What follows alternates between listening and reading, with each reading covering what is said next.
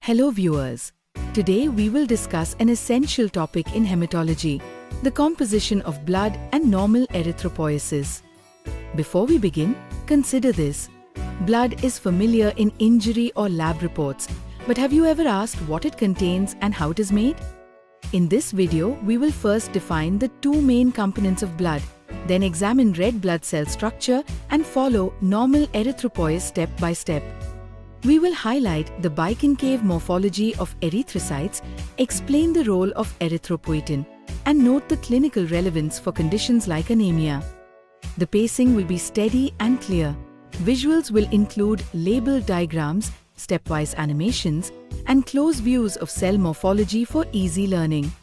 Let us start by separating blood into its two major parts, plasma and cellular components, and learn what each carries and why it matters. Blood consists of two main components, the fluid plasma and the cellular elements suspended within it. Plasma is the liquid medium that transports water, nutrients, hormones, proteins, electrolytes, and metabolic wastes throughout the body. The cellular components include three main types of elements: red blood cells, white blood cells, and platelets, each with distinct functions.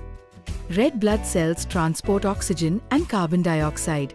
White blood cells provide immune defense. Platelets enable clotting and maintain vascular integrity. In a typical adult, plasma makes up about 55% of blood volume and the cellular fraction comprises the remaining 45%. Understanding these two compartments helps us appreciate where blood components are produced, how they function, and how disorders arise. Red blood cells, or erythrocytes, are specially shaped to maximize gas exchange and flow through microvessels. A defining feature of erythrocytes is their biconcave disc shape, which increases surface area and aids flexibility. Mature red blood cells lack a nucleus and most organelles, a specialization that maximizes space for hemoglobin. Hemoglobin is the oxygen-carrying protein that binds oxygen in the lungs and releases it in tissues, crucial for cellular metabolism. Because red cells lack nuclei, they cannot divide. Instead, new red cells are continuously produced in the bone marrow through erythropoiesis. Next, we will follow the stepwise maturation from stem cell to mature erythrocyte and identify the regulatory signals involved. Erythropoiesis begins with a hematopoietic stem cell in the bone marrow that commits to the erythroid lineage. The stem cell becomes a common myeloid progenitor and then an erythroid progenitor, the earliest dedicated red cell precursor. Next is the proerythroblast stage, a large nucleated cell that begins synthesizing hemoglobin and reducing nuclear size. Progressing through basophilic, polychromatic, and orthochromatic erythroblast stages, the cell accumulates hemoglobin and condenses its nucleus.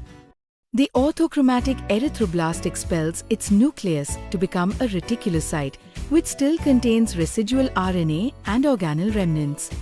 Reticulocytes enter the circulation and mature into erythrocytes within 1 to 2 days, completing the erythropoiesis process.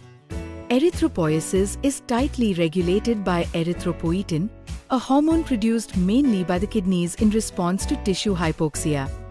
When oxygen delivery is low, erythropoietin levels rise, stimulating the marrow to increase red cell production and restore oxygen carrying capacity. The whole maturation from stem cell to mature erythrocyte typically takes about 7 days in healthy adults under normal conditions. Clinically, disturbances in erythropoiesis cause anemia or polycythemia. Understanding each stage helps interpret lab findings and guide treatment. Common investigations include complete blood counts, reticulocyte counts, and bone marrow examination when indicated to evaluate production defects. Summary: blood is plasma plus cells, erythrocytes are biconcave and nucleus-free, and erythropoiesis is a regulated, stepwise maturation essential for oxygen delivery. And that wraps up today's topic. If this explanation helped you understand the concept more clearly, Make sure to like the video and subscribe to ParamedIQ for more simplified lab technology and radiology lessons powered by AI.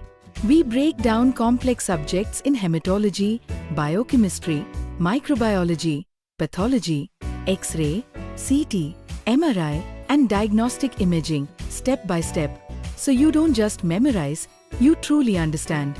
If you have any questions or want a specific topic covered, drop it in the comments below. Until the next video, keep learning smart, keep thinking critically, and keep mastering diagnostics. This is ParamedIQ.